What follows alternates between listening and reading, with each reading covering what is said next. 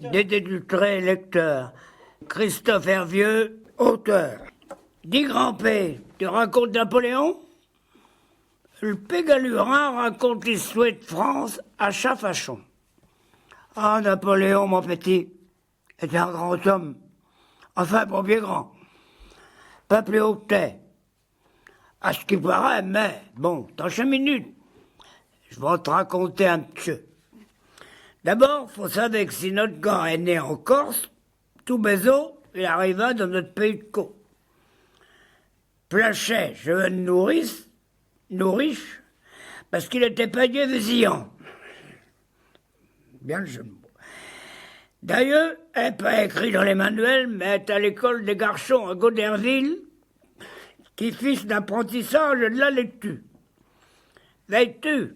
Bien hasard qu'il avait vu un reportage à la télé. Mais il voulait être militaire. Et comme ça, il se là dans une école spéciale à Paris, puis s'en revient chez nous comme sous-lieutenant d'artillerie. À 26 ans, mon petit, il t'est nommé général. À cette époque-là, les Autrichiens s'opposaient à la construction du pont de Tancarville. Mais Napoléon, qui dirigeait une armée, n'allait pas l'étude est fait. Après qu'ils aimaient la chicane des Autrichiens, ils ne perdaient pas d'occasion de se battre. Nouveau cas toujours d'Austerlitz, mais crémaient que la bataille de Trotta n'a pas été de la rigolade toute.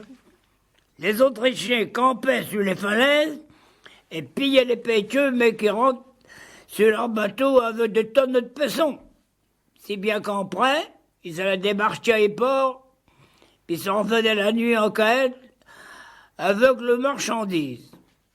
Là, au coup, Napoléon a dû se battre pour l'effet des guerpilles, ces satanés autrichiens. Autre chose, ne sait pas trop, et que Napoléon avait toujours la main dans son gilet pour s'il avait pas perdu son portefeuille. Et qu'il perdait pas d'occasion de jouer au tiercé ou au coup d'acheter des tickets à gratter. Et d'ailleurs, comme ça, qui dépensa tous ses sous, et mourut dans la misère, à l'hospice, à Sainte-Hélène-Bondeville, près de Fécamp.